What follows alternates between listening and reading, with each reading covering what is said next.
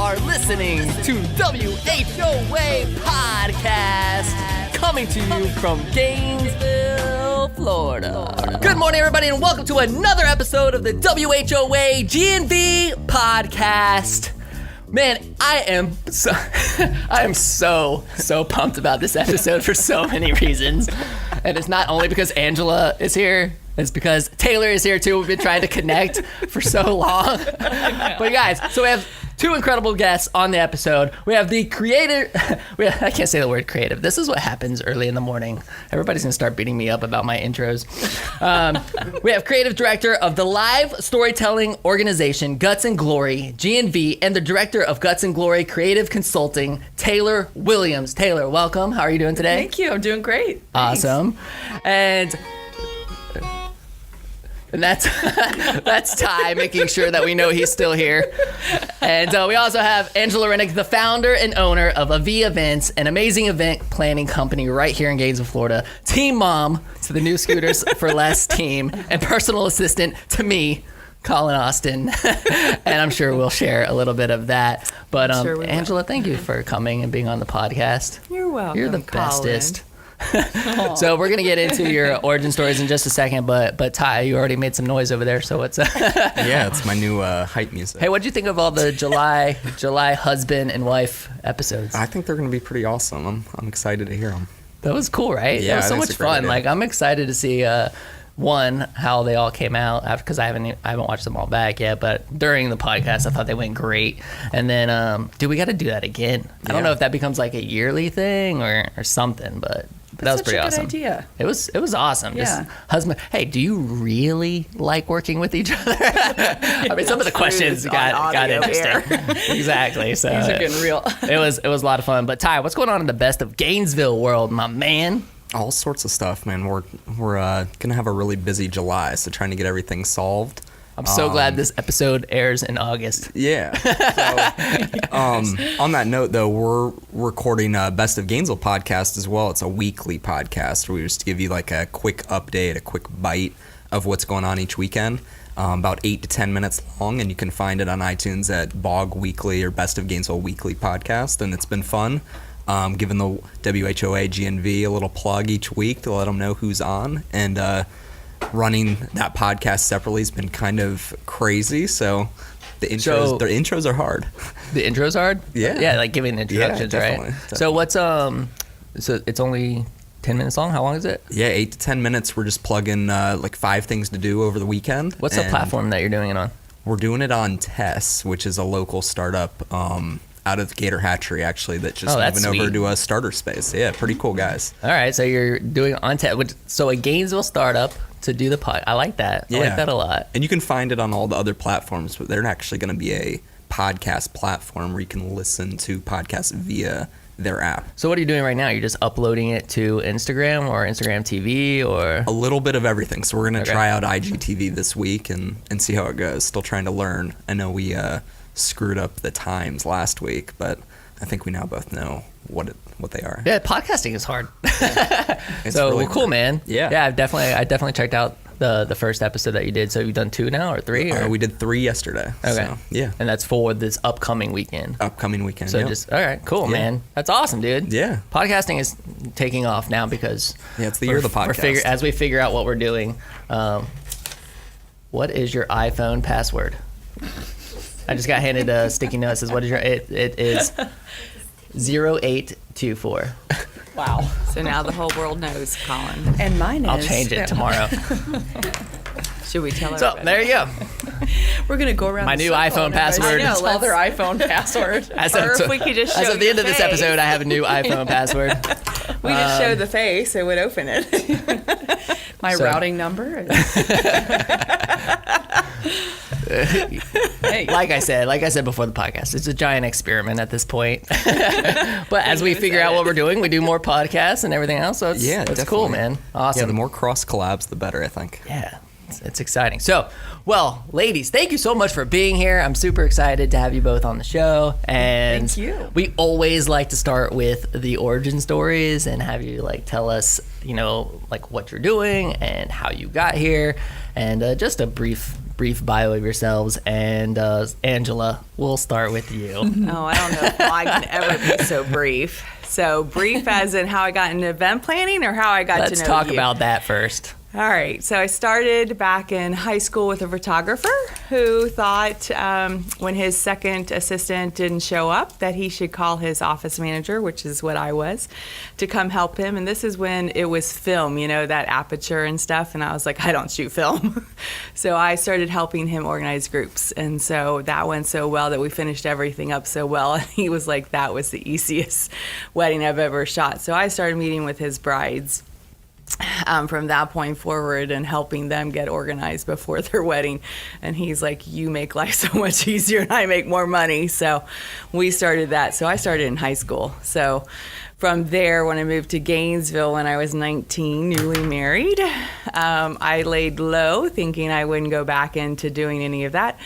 Lo and behold, a friend of ours, Garrett and Maria, had a horrible rehearsal that lasted 2.5 hours. Should not have done that, but they came panicking at our door saying, help us for our wedding that's tomorrow, which we were going to be guests at. And they said, you have to coordinate it. And I was like, we're just going to be guests at it. So it ended up, Chris and I, lo and behold, coordinated their wedding. And people were like, oh my God, it's wonderful. How long have you been doing this for them? How long have you known them? And I said, well, we were leaders with them at North Central Baptist. And they're like, well, you have to coordinate our wedding. I'm like, we literally met with them last night.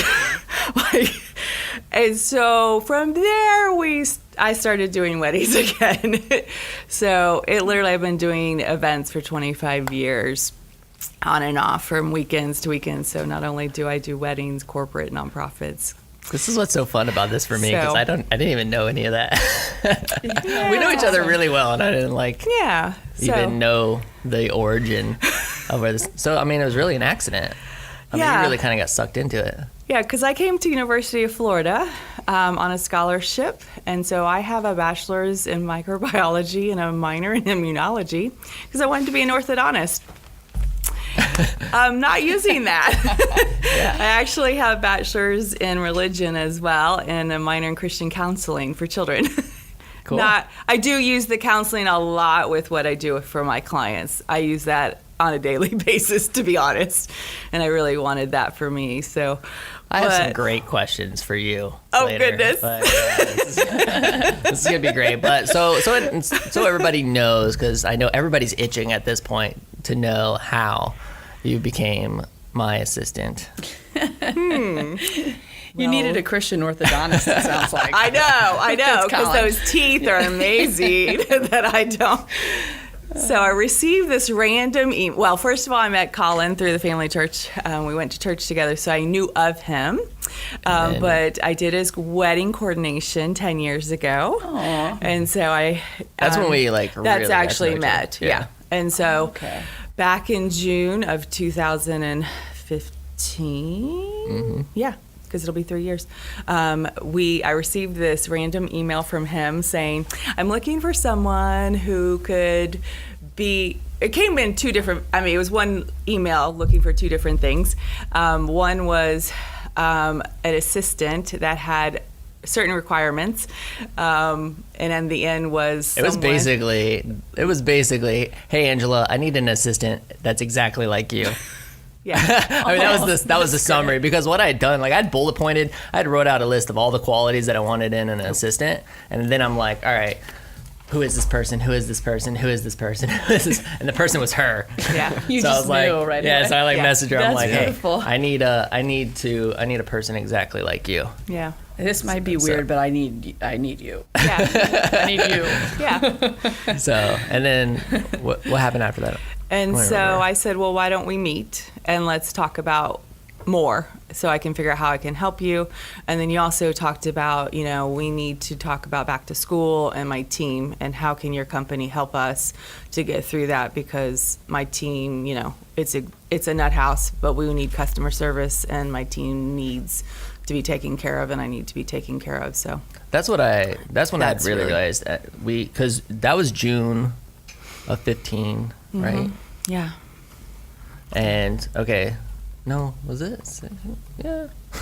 No, because terrible this dates. will be the Okay, third. so because we had just moved into this location permanently from Right. our other location, Right. and that's what really set it off for me. We got over here, and we had never had a June and a July that busy. Right. And I was like, oh my gosh, if June and July is like this, what's August gonna be like? And I think that was my first realization, like, I'm in trouble. So that's when I had hit you up. Yeah. And then you guys came in, crushed it. This is what was so great, is like, I'm like, all right, I think I'm getting Angela. Angela brings like 3 other people with her, 2 or 3 other people with her. And I mean, to have people coming into the business and saying, you know, and like, I mean, they didn't know anything about scooter sales necessarily. Like, they did learn a lot of it through just being around us and everything. But guests were coming in, and it was like, oh, I'm so sorry. Like, our sales team is busy at the moment. They're with another customer, but, you know, can I get you a bottle of water? Can I like show you around a little bit, and I'll get somebody right with you? And it was just kind of escorting them or making sure that they were going to the right place, because people would come into the showroom and be like, oh, I need to get my scooter serviced. And they'd be like, oh, well, let's like take you out to the service department and get you to the right person. So it was just really kind of facilitating a lot of that. And dude, it was awesome. I mean, I actually think more businesses should hire event teams for like rushes like that. I mean, that's something that we've talked about. I'm like, man, like just for that rush week, or even if it were just the rush weekend. Right. I mean, we did 75 scooter sales in those 2 days. Right. That's just Saturday and Sunday. So like, you start bringing in Friday and the other days before that. I mean, we do over 300 scooters in the month of August, and most of those are in that 1.5 week span. Right. So it was crazy. So it was definitely a blessing to have her help. And then so September comes around, and it slows back down, and I'm like, I don't want this to end. I know. That's what he says. He's like, you can't leave. And I'm like, yes, I can. I'm like, what do we do? What do we do to keep it? What do we do to keep it here? So, and so she's been here ever since. Yeah, So and my it's been team cool. as well, which it's kind of wonky and weird, but it just works. It works. This It's office kinda has just crazy. as many people in it during the day as it does right now. I mean, we It does. get a whole crowd of people in here, and It's fun. It's definitely a lot of hustle and bustle, but awesome. Well, and again, thank you for everything that you do for this team. She's really, it's become not just my assistant, but the assistant to everybody, and that's why I really become like a team mom to everybody, and just supportive in so many ways. So it's been really, really awesome. I truly love it. Yeah. So Taylor, welcome. I'm so Thank excited you. you're here. And I'm sorry, like we were trying to connect. This is how the conversation went. I have this great idea. Why don't you just be on the podcast so we can have time Just together? make this happen. And it was awesome. It's so great. And I told you this, but I feel like I should know you because I know your wife Shannon, but also because I live. Should I say this on a podcast? I live in an area, let's put it that way, where your scooters like come through all the time. I'm like on some of the practice runs. I see the guys like every day, over and over and over again. It's hysterical. Yeah, So we actually have a specific test route that they take, and we actually that is clear. Yeah, we created that just in case somebody were to get into an accident or something, and so like you're like, man, where is so and so? Why aren't they back yet? Then we know that we could take the route and, really and smart. find them. So You can come by for a drink or something at my place too. Like down the route, they're probably don't tell them priority, that. They but- will swing by every time they go on a test drive if you tell them that. Please. So well, tell Take us a that little bit one about out. your story. You know, right, exactly. Tell us what led you to Gainesville and what you do and why you're here and purpose and all that fun stuff. Okay, cool. And I love that you and Angela were connecting on that. Maybe it felt a little bit like a mistake of how you ended up doing what you're doing at various stages, because I can really relate to that in my own way. I'm actually from Gainesville, born and raised. And so I was an athlete here. I played volleyball at Florida. And through that experience, I actually I think I realized that there were a lot of different parts to me other than just being an athlete. I had been an athlete for so long that was like really deeply embedded in my personality and my identity, but that there were all these other sides to who I was, and I wanted to help other women, and specifically I thought at the time female athletes, kind of find their identity and go through transitions out of being an athlete, things like that. So I went into mental health, and I had a degree in business, went into mental health, thinking that's what I would do. I love those degrees. I got them from UF here, from Counselor Education. And then in a completely logical moved to New York City and started doing television commercials. So there's that. Mental health and TV commercials, you know. So, and I fell into it. I mean, that was another happy accident. It was kind of the thing that people wish would happen. I met someone who introduced me to their agents, and I signed with them. I mean, it was like wonderfully serendipitous, you know. And then I had beginner's luck, and I booked commercials. But here's the thing. I had no idea what I was doing. I mean, I was really thrown in the deep end with this. I think there was a part of me that was used to performing because I'd been an athlete. You know, there's some overlap there. So I started doing improv comedy to know what it would be like to audition, you know, and kind of be off book. You're reading a script during an audition, and they're telling you what to do and how to act and what character you're playing. And then they take it all away and say, okay, do your own thing. I was like, I don't even know what that means, you know. So I learned at Upright Citizens Brigade in New York how to improvise. And it really reminded me of the group process that I had learned about in counseling and the group work that we did. Mm-hmm. There was a lot of co-creating, a lot of diving into emotions, a lot of humor in unexpected places. You know, there were overlaps in my mind, and I thought, I wonder if I can put this together someday. So I started doing more scripted work, and writing sketches and doing theater and live storytelling once I moved to Washington, D.C. And kept up my private practice with mental health. So I was coaching. I was doing that on the side, kind of, which is weird. And then I combined all of it. And I started doing corporate trainings using improv and storytelling. And in all over the Northeast. And it sort of like caught fire, became a thing, and I wasn't the only one doing it in that area. So I did some training with Second City and in DC with Washington Improv Theater and DC Improv. So I had a lot of training, and then let's go to Gainesville. Let's go That's home. the part I'm like. That's the part I love the most. After all that, New York. Okay, so you're like, let's go back to Gainesville. Let me take this home. Right, and believe me when I say, people thought I was kind of crazy. People think I'm crazy every day, so I totally get it. I don't mind that label. Me neither do I. But people, and now when I go back to New York and DC, people almost act sympathetic, like, how's Gainesville? Like someone's died, you know?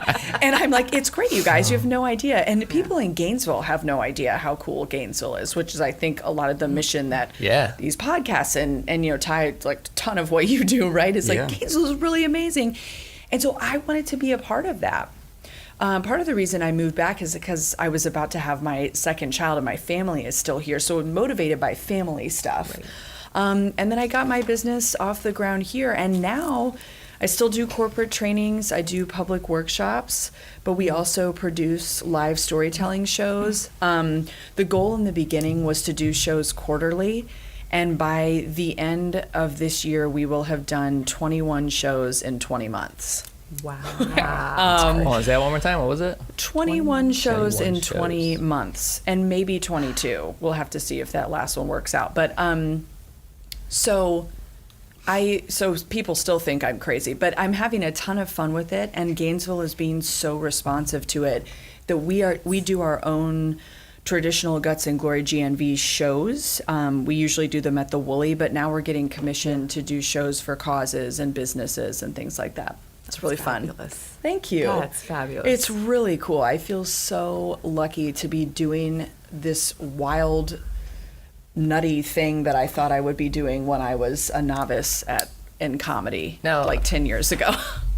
You know, for your intro that we gave you, you are a creative director. Right. Right? Like, this is how you title yourself, if that's what I can say, right? Sure. I mean, do you look at yourself as an entrepreneur or more of a creative director? Both. I think both.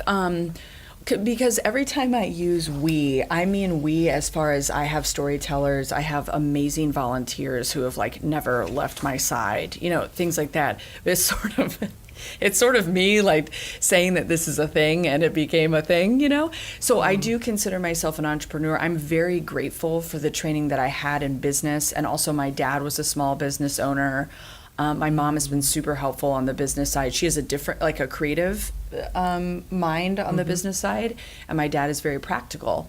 So it's been a wonderful mix. Cool. But so I definitely consider myself, and I've made this stuff up in, you know, being inspired by my mentors in other places. Okay, I want to dive into a little bit of the business stuff then. Like, Okay. what would you say is the percentage, you know, between trainings, workshops, shows, you know, where is your time being spent based on a percentage level? Yeah, that's a really good question. Right now, the biggest percentage is devoted to shows. Okay.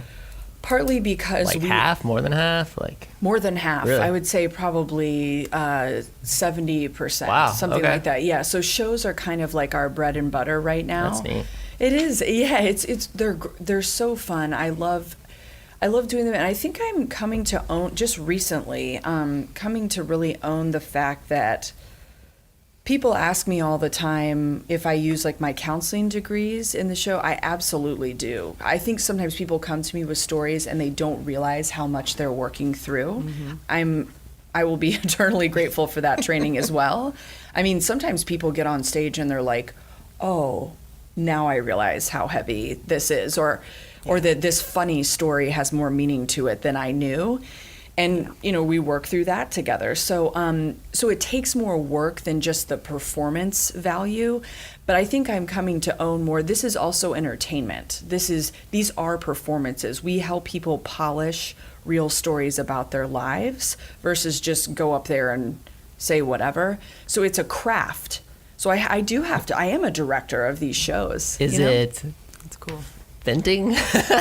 Like, what happens on these stages? Because I mean, Right. just so anybody who's listening, I haven't seen one. I Yeah. haven't been to one, so this is like all new to me. I'm just Yeah, great. No problem. And so venting, when you say, that's when you what- say right. when you say like, what do you mean by polished? Right.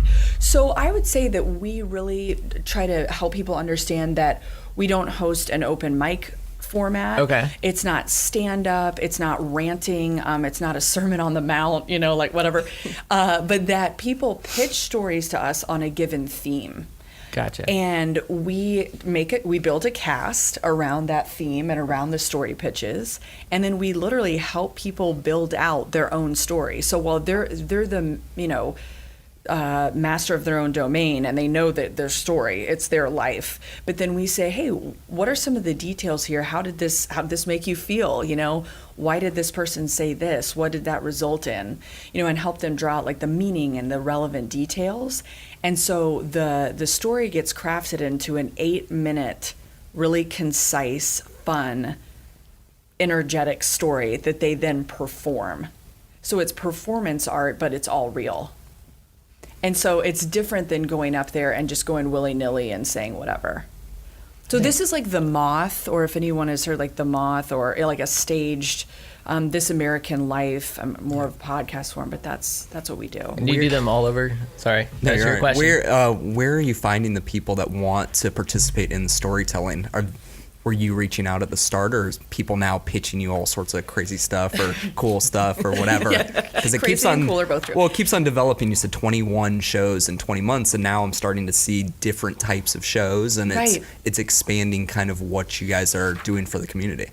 That's right. Yeah, exactly. So at first it was a lot of recruiting. I think because I had to sort of educate the masses on what is this, you Yeah. know? And a lot of first timers come to our shows and are like, geez, I don't know. My friend told me to come to this. I'll try it out, you know?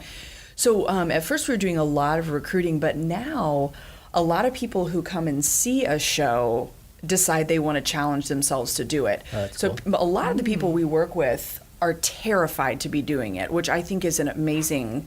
It takes a lot of bravery to go up there and do that. It's vulnerable, you know. So it's really neat. And then I have people messaging me now who say that they see it online and they think it would be a cool idea. They even have to ask kind of like, what is this? It seems like a good idea, and I think I have a story for it. So, I mean, it's getting more and more, there's a lot more variety in what we do, and businesses are also noticing, hey, we've seen that you're doing things. So we're about to do shows for Searchlight Yoga, for the Audubon Society of Gainesville, hopefully for Pride in October, and then again in February. I mean, so we're doing all different kinds of shows. So people come out of the woodwork. I mean, it's wonderful. Yeah. Yeah. And we have regulars too, like storytellers who want to come back and are keeping an eye on our themes, which is really fun. Angela, I think she would probably go and tell a story. I can tell. And you shall be recruited. That's why I asked about. That's why I asked about the venting part. Like, Oh no. sometimes I'm like, you know what? Venting. No. I'm gonna go tell the story about what happened at New Scooters for Less today. Oh no. We have to like seal his Oh, lips. if you have a rant, let's. No. Angela's not going to let you. Team Mom is going to say no. I mean, Can you tell us? Like, I have taught him how to calm down and relax and soothe and process. Yes, Just ask good. the team that. what? Yeah. She's Sorry. not. She's not Meet kidding. Angela. I am not if there's kidding. one trait, like, and I own it as a leader. I own it. If there is one trait that is my worst trait as a leader, it's definitely reacting to situations versus like absorbing everything in, taking my time, responding. You know what I mean? sure. It's like I can that relate to reaction, that, too. short. Yeah. It's the short fuse. You know, like Yeah. I've gotten way better over the years. You know, being a business owner for 14 years, you definitely learn, but it's still like probably the toughest thing. But he's grown so much. I'm so proud of you now. No, but Thanks, seriously. Mom. You know, it's a mix. There's so many things like that in business that are a mix because on one hand, you have to be the first responder. You have to be like right in there, and it's better that you have a feeling and emotional reaction to something besides like apathy would be a real problem for your business. You know, so finding that balance of like, I do have a reaction to this, and now let me walk away, marinate a little bit, and see where it comes up. But I can relate to the emotional reaction to things like, what did that mean? Why did I have an emotional reaction to that?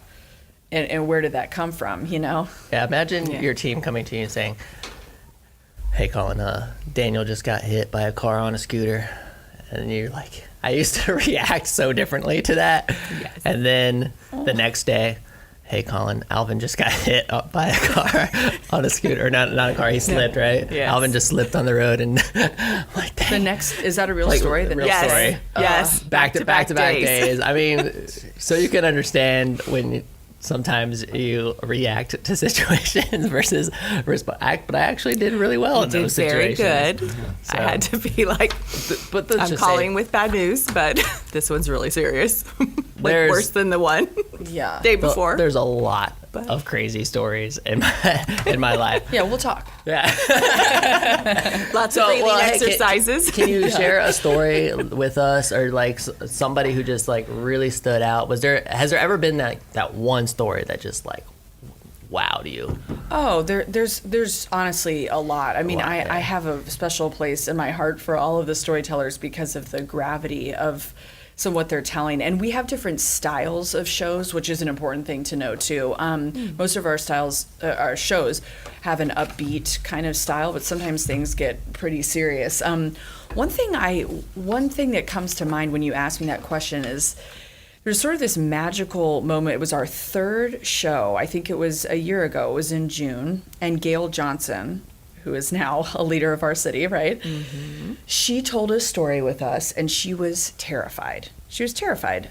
She joked with me, I think very half joking, that she wanted to bail the day of the show because she was so nervous. She felt sick, whatever. So she told this beautiful story about taking her elderly grandmother to the Obama inauguration. And it was this magical sort of otherworldly story. Well, she makes it through the story, and she comes off stage and she's kind of shaking, and she's like, I can't believe I did it. She just felt so proud and accomplished that it flowed out of her in this way that it hadn't before. And it was just this beautiful moment. The next week, she asked me to meet with her. And she tells me that the reason she had to tell a story is because it was the last thing she had to do before she decided if she could run for office. And then she starts like on her journey. And I love that as an example. It's like, Wow. I often don't know why people need to get up and tell a story, but there's usually a deeper meaning to why they do. Yeah. And it can be about healing. It can be about proving something to themselves. It can be because they just need to go do something that's different. I've had people take my workshops before because they're having issues in their relationship and they felt like they needed to try something new. I mean, it's, people bring all kinds of things. So I love that story about Gail, because that's something that may or may not ever happen again. Will probably never happen again on our stage. Yeah. Yeah. That's so cool. Yeah, it's a really Yeah, unique it's really example. cool. Wow. And she's great. What's the difference between the storytelling shows and the workshops? What is take me through Yeah. like a quick workshop for like if Collin and I came in, Oh my what are we gosh, doing you in this guys would workshop? be so awesome. So our most popular workshop is called Improv for Storytelling. So a lot of people think that something like improv is the opposite of storytelling, or a lot of people think that improv and stand-up are opposites, right? One is scripted, one is made up, things like that. But really, I think they inform each other. I've done them for so long. It's like they are so related. So a workshop like that takes some of the rules and lessons and takeaways from the crafts of improv and storytelling and put them together. So we have people doing improv exercises and then sitting down and writing about what that brought up, like what stories that brought forward. And they see how what they're making up on the spot that seems like came out of left field is usually inspired by something they already know. So it's just trying to show people, everyone tells me all the time, oh, I don't really have any stories. My life is boring. Wrong girl. Don't tell me that, because I will help you find one. I think we're all walking around like living stories.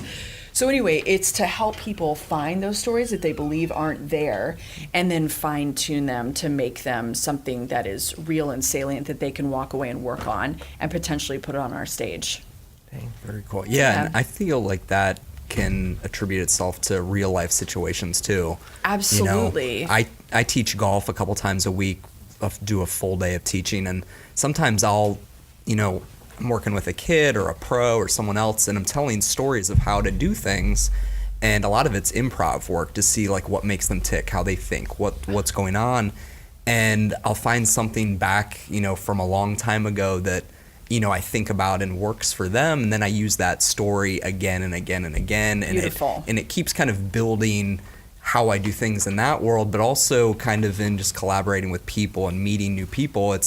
You learn to listen to people different ways and understand how to make them feel good and get the most out of them, or how to make them comfortable in a medium maybe they're not. Especially kind of what we do on social and video and different things, trying to get people comfortable on camera, make them believe in their business, believe in themselves. I mean, it's storytelling all day, every day. And, I think it's a very powerful thing that most people could obviously get better at, but they need to work towards. And, Yes. Even this is improv Yeah. big time. So with that said, have you ever had That's anybody? a great point, Ty. Yeah. Have you ever had? And I'm gonna ask you the same question, actually, but in a different way. Have you ever had anybody get up there and just be like a complete disaster?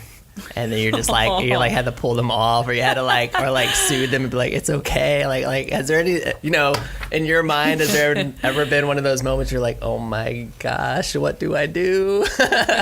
Well, the only thing I can think of is we've had a couple of examples of, they have a 10-minute time limit and it just goes on really, you're like, whoa, where did all of this come from?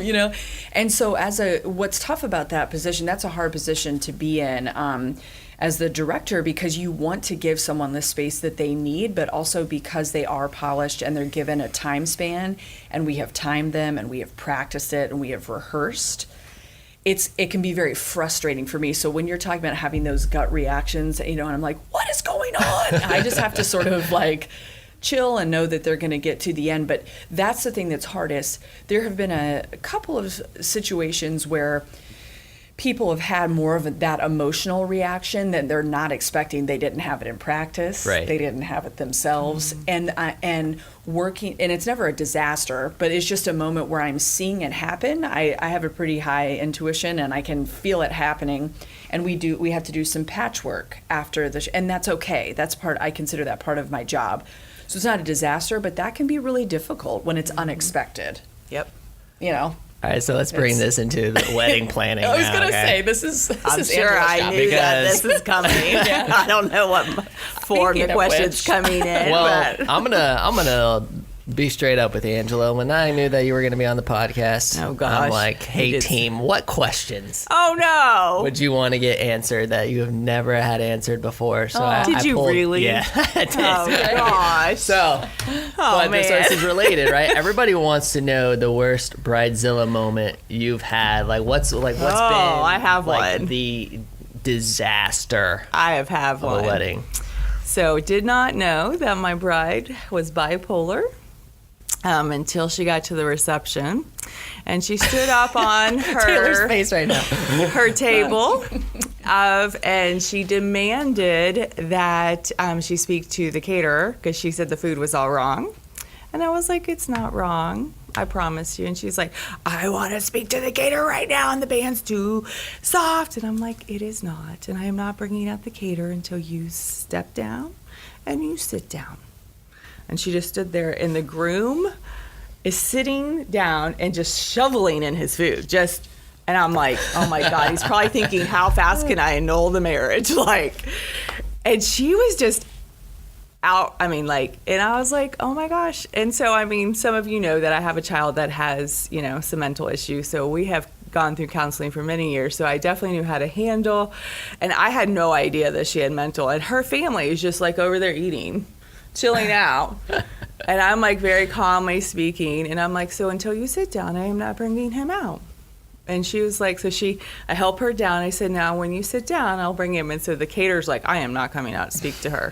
And I'm like, you will be. And you're bringing her an entire piece of chicken, not cut up, so she will see that it's a whole chicken. And you're going to bring sauce on the side and pour it on the chicken, so she'll be happy and content, please. So I'm like smiling. But because she didn't want to pay for everybody to have a whole piece of chicken, she only wanted to pay for a third of a chicken for everybody. She was having the fit because she refused to pay for everybody to have it. And her parents were like, oh my word, you handled her so well. I'm like, thanks for not telling us she has some issues. But she wanted the band to play louder, but if they went any louder, we would have had feedback. And then See, I would not handle that well. my team was like scattered. They were like, we're not talking with her. I'll deal with everything else. So I was just like her little bodyguard the rest of the night. So you responded to the situation. Oh, yeah. Whereas I would have been like, Get off that table. No, you just got to be calm, collect, but the groom never said a word. He just continued to eat his food. oh my gosh. Like, he never said a word. He just continued to eat. It was Knew So- what was going. And this is where like unexpected things in our lives, or even, the children that the universe brings us, right? Your Yeah. experience with your own children, or getting some degree that feels like, wait, how is this going to start? And they come back around a lot of Yeah. times, and they help us. Oh, it totally. Because Deal otherwise, I with could have reacted in a humans.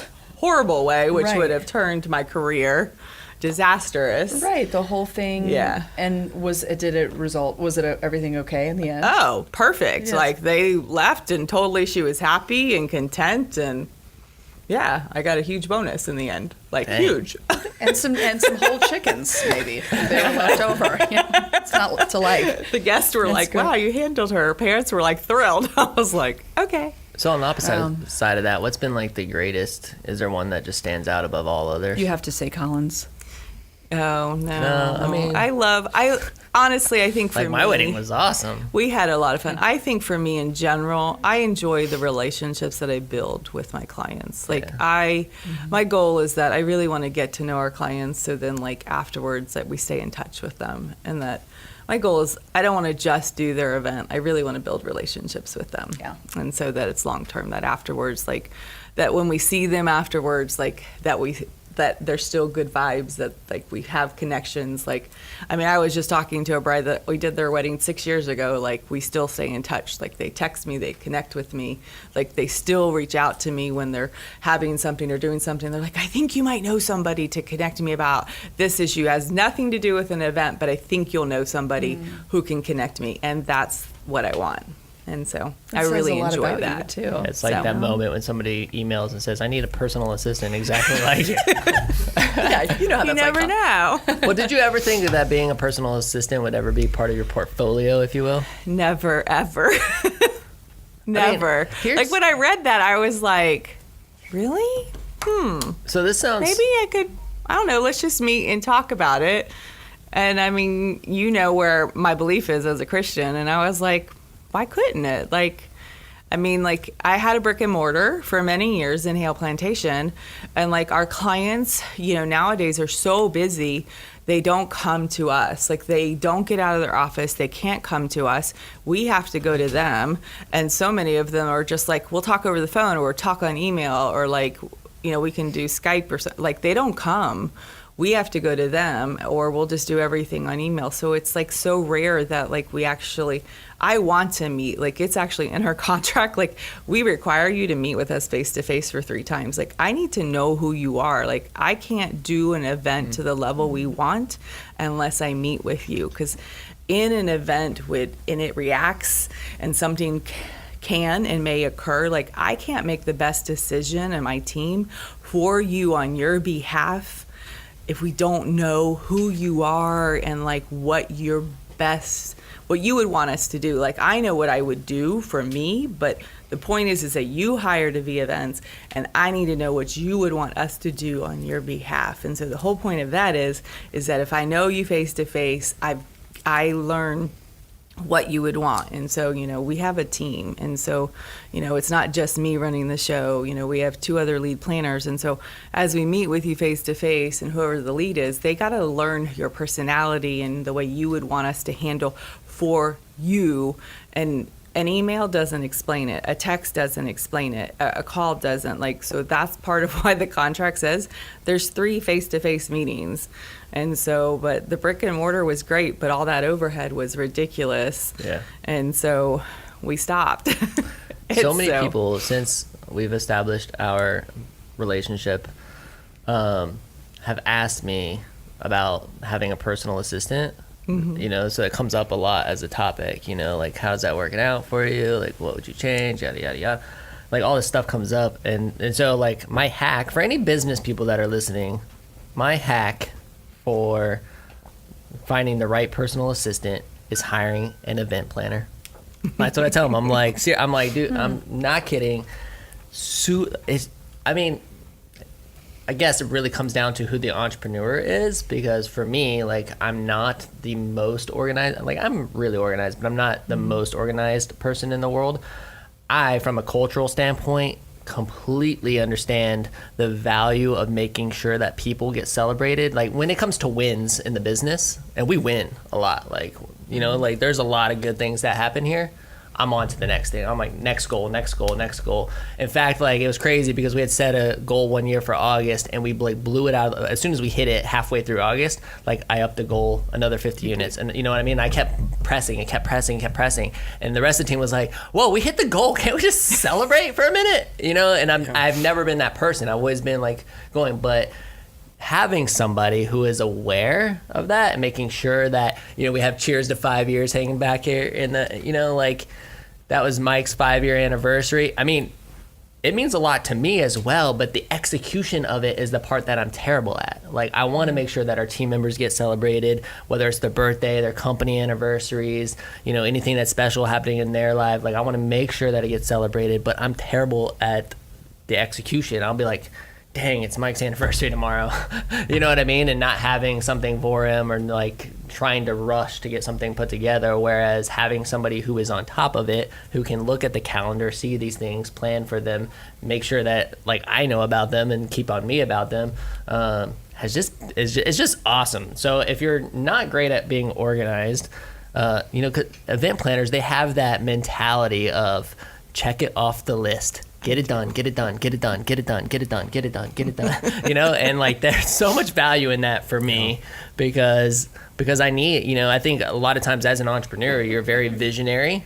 Like I do a great job painting this picture, scooter capital of the world, bringing customer service back to small business, you know, showcasing Gainesville. Like I can paint the picture. It's just the execution. Even with this podcast, I'm like, all right, I was like, I definitely, like, I want to do a podcast. You did. And then what did I say? Make it happen. I said, Angela, I need to know. I was like, and I showed pictures. I was like, this is what I want it to look like. This is what I want. I'm like, you know. And then you flew to Chicago. Ready, set, go. And when I get back, I want it done. Yeah. And by the time I got back from Chicago, it was set up. Yes. So it's a lot of the execution. Not that I couldn't do it. It would just take longer. So for all the business owners that are listening out there, that is one of my top secrets. I'm giving it away for free right here on the podcast. If you want a personal assistant, I actually would go after an event planner. And you can talk to us and we'll connect you to some. There you go. So we have a whole package set up for that. You better sign her to a long-term deal. Yeah, she's gonna be stolen next week. No. He's probably got my blood writing. She knows. At first, I would Angela, say it was. you have an email from me. Oh, okay. What, are you handing me more Post-its or something? Oh no. No, we're good. It's still recording. It went asleep. Okay. We had a session where it went asleep one time and stopped recording. No. On the events with both of you, Taylor, what's been your kind of, I know Bailey does a great job over at the WHOA, and what's been the hardest thing on that side, getting the events together, the promotion, the posters? What are the things that you're still trying to solve in your world? Yeah, one thing that I don't know a lot about in a deep way is like sound and lighting, for example. So one decision that we made going into or after we completed our first full year of shows is to hand that over to the WHOA instead of me being the one who was going and renting the equipment and bringing it all in. It was fine and it was good for our first year and it saved some overhead and things like that. But but handing that over to the WHOA and solving those problems and making the quality of our shows better, I think is something that we're just about to start, and I'm excited to see what that looks like. So for me, I feel like some of the issues that I'm still trying to solve are on the technical side of things. I would love to have my own equipment at some point and be recording them for have an easy way to record anything I want to for a podcast, So for me, it's kind of taking our first year of successes and looking at how does that allow us to grow and taking the jumps of kind of the next step. But I feel like a lot of it has to do with the technical aspects of our shows. The other thing is that I think when I was working more in New York and DC and just the Northeast, it was a lot easier to get corporate clients.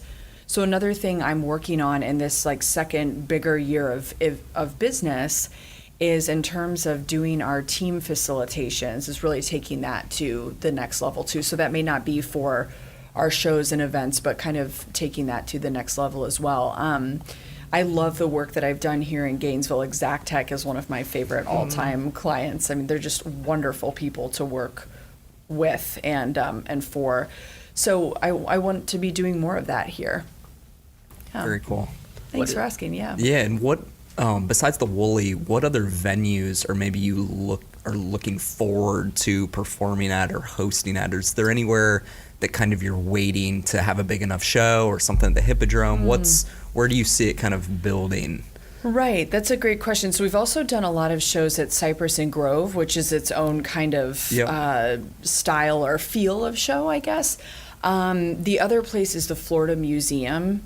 Okay. We're starting to collaborate with them on a regular basis, and those are we do them like under the mammoth, and that it is so fun. I would love. There are shows that happen in certain cities every single month that get 650 to 2,000 people. There was a part of me, there still is a part of me that's like, yeah, but this is Gainesville. We can't have those expectations.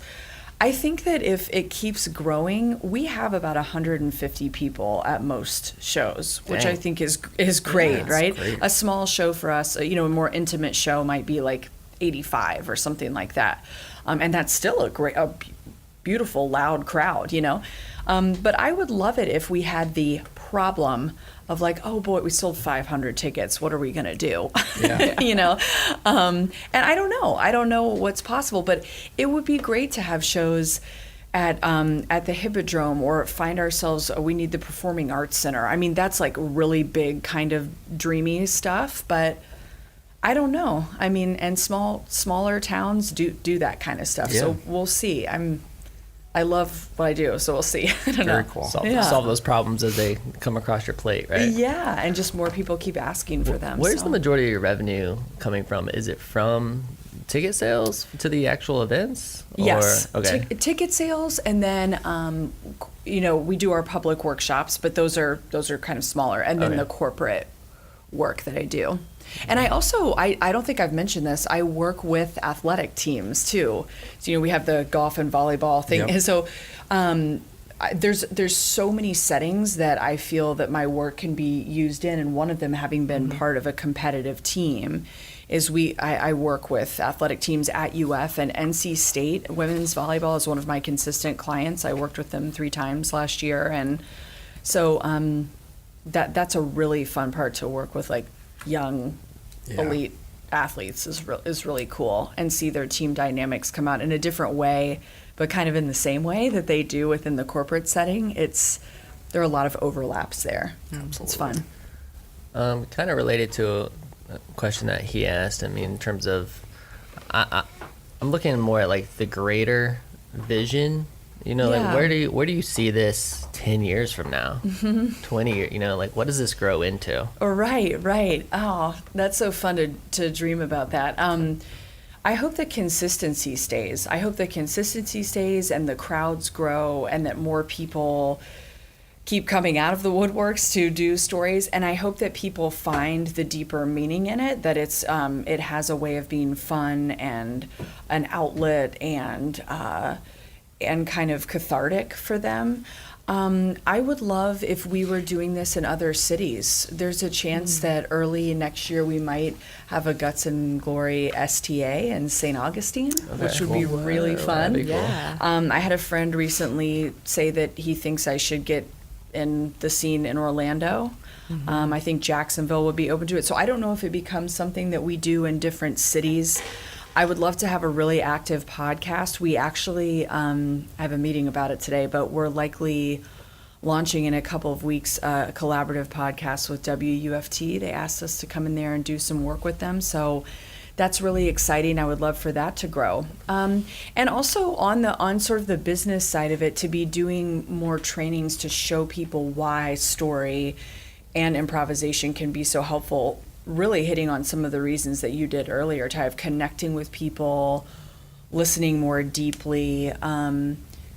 It's really a beautiful and much deeper craft than it seems when you get into it. And I think a lot of it, like Angela said, the most important, favorite part of her job is the relationships. That's what my work is about too, in my mind, at the end of the day. So I want to reach more people so that can help them heal and get more confident in public speaking spaces. That is the number one fear of adults, is public speaking. I would love to help with that problem. That's Number great. 2 is death. Number 2 is death. Yeah. First one is They're more public afraid. speaking. We are more afraid of adults. Yeah. Wow. Of adults. No. I love as it. adults. I do too. Like, I love, like me, I will get like a little nervous right before, but it's my adrenaline rush. I was going to Yeah. say that I don't adrenaline mind kicks in speaking. a good way.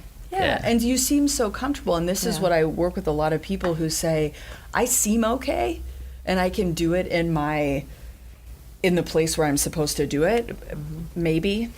But outside of that, you put me in a different setting and I'm a wreck, and people will tell me in team trainings that they're secretly having anxiety attacks in the bathroom stall before they have to make a presentation to their company. That's a big deal. Yeah. We can't ignore stuff like that. No. It's like the holistic health of a company at that point.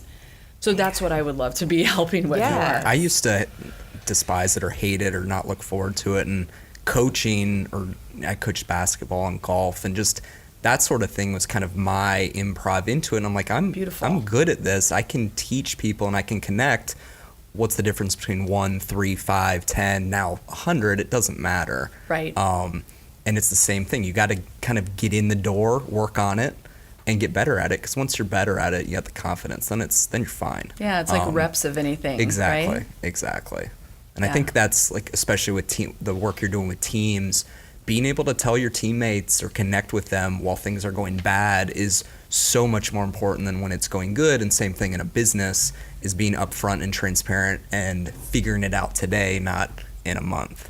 Exactly, and right. I think that's what, with event planning too, it's like you're trying to connect with the brides or whatever event it is and trying to learn about them right now so we don't screw it up in the last week. That's right. And it gives everyone a little bit more confidence in the whole project. Completely. And the empathy and vulnerability piece of connecting and listening with people, which I'm sure comes up all the time in your work too, I would imagine, you know, and you don't know how much people are going to bring to you emotionally. I think our culture sees those things as weaknesses, but they are like huge imperative strengths. Yes. You know, and they have to be there for companies to function, for families to function, you know, any relationship. So that's the training. That's where I hope it leads, you know, is to let people learn those skills a little bit more. So Angela, same question. I mean, where do you see your company in, 10, 20 years?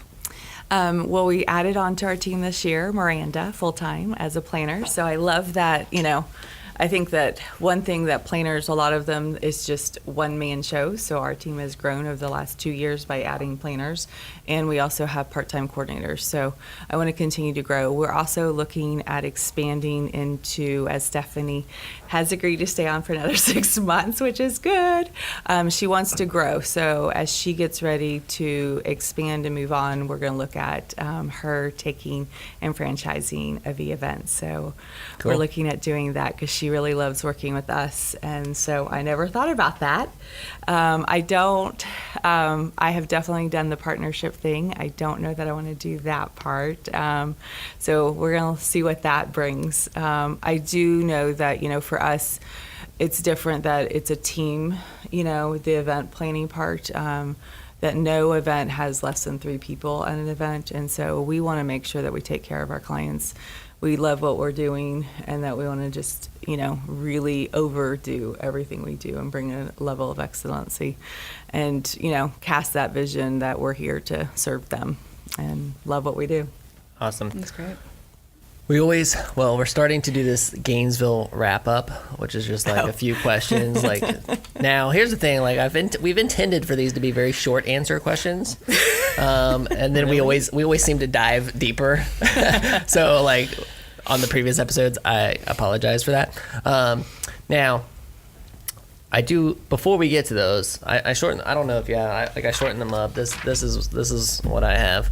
But I have one more question before we get to the Gainesville questions for you. Okay, this one's coming from the NS4L team. Okay. Oh, gosh. No, it's not that. It's not bad. I thought it was really, really good. The team wants to know, what wedding song do you never want to hear again? God. Like, which one? Come on, one wedding song that you never want to hear again. Butterfly Kisses, please shoot me. I am so over. Butterfly Kisses. There's probably 100 other songs. They're just overused. So many songs because they're used all the time. Like, find a new one for the daddy-daughter dance. Like, good grief. Like, Google works. It can be your BFF, best friend. Like, that's such a good question and a good answer. Hey, we were just super curious. So cool. Do you want to start? Yeah, and I've got one more question for Angela. Okay. What are your 3 favorite venues in town? To small wedding, medium wedding, big wedding. Good. Oh, it depends on like your theme and feel. Like all the same theme. That's not fair. They like food. They're pretty chill. That's still not fair, Ty. Because I asked all these questions like priority. Can you just pick one? Okay. Like, even The if there's Thomas like Center I love because it gives you a variety of like where you can have the ceremony at and things like that. I got another hack for the Thomas Center. if you do it during Christmas, they put a big Christmas tree in there. They do, and it helps with decor. Like, yeah, that's what we did. My wife and I we got married in. We had our reception there. Yes. And it was on the 22nd. They had a huge Christmas tree in there. They do. It's so beautifully it decorated. helps. I really love the Bowman Center. It brings in the UF, but it's a sanctuary / chapel, churchy, but doesn't have the word church in it for people. But it only has your ceremony. I stay away from hotels. I just don't like that closed. I don't like the feel of them. I don't like that it has no natural light whatsoever. I love the feel of a lot of the barns that are out there. I mean, there is Seabar Ranch, there's Little Forest Farm, and there's Rustic Oaks Ranch, and there is Seven Hills Farm. I know. Yeah, Rembert is really cool. Rembert. Oh, we're doing one in October. Yeah, it's a great spot. Getting ready to. I just love that they added these amazing glass doors. Is that Brad and Anna's side. or no? Yes. Oh, it is? Yeah. Wow. Angela's They planning my have- brother's wedding. And we're limiting how long Colin So can do the toast. it's funny. Yeah. No, but it'll be the most epic toast ever. I promise you that. And he only gets 3 minutes to talk. But it's great because Hannah, who works here, my brother, They're getting married. Oh my gosh, that's great. Yeah. And we're There's so gonna- many stories that come out of this place. No That's kidding. a How many wedding, couples wedding have story met right here? there. That's awesome. All right, so we have to So- bust through these. Yep. Okay. So goodness. I'm gonna go first. And what local business or person do you look up to and why? Collin Austin. Don't use me. Oh. Darn, I thought I could. No. Yeah. I really enjoy, I work with the plant shop, Betsy Gardner. Okay. So she and I are great friends. We do a lot of business together. And so we can Good collaborate. relationship. We have a great relationship with business, but friendship, and we can shoot the breeze and also vent to each other.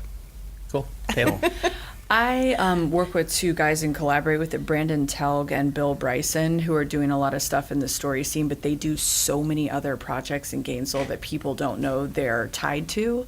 They would be great guests, by the way. Yeah, they run the Ooh. Changeville podcast and festival downtown too. It's awesome. Yeah, Cool. and- Book them. Get them Yeah, on. Yeah. Write I did that lots- down. yeah. That's great. Right. I think I did. All right, Okay. Taylor, what is something you or somewhere local that you love but you don't go to enough? Ooh, Daily Green. I love that place, and I never go when it's open. That's my problem. But I love that place. It's such like a fun little funky Gainesville spot. Definitely. And jazz night at 706. Very fun. Ooh. Yeah. Yes. I just went to, is it Ballo or Balio? What is that new place? Belay. Belay. So good. I even got Colin to eat lunch from there. Yeah, he I ate enjoyed it, and I did not think I was gonna like it, and I he really, didn't really, die, really liked and it was fresh and yummy. Yeah. Where's that? It's over in Butler Plaza. It's brand new, Belay. So I it was, saw it. and it's gluten free, vegan friendly. I'm not vegan at all, but we have somebody else who is, and vegetarian. So it was just really fresh and good. Okay. Favorite restaurant? Favorite restaurant?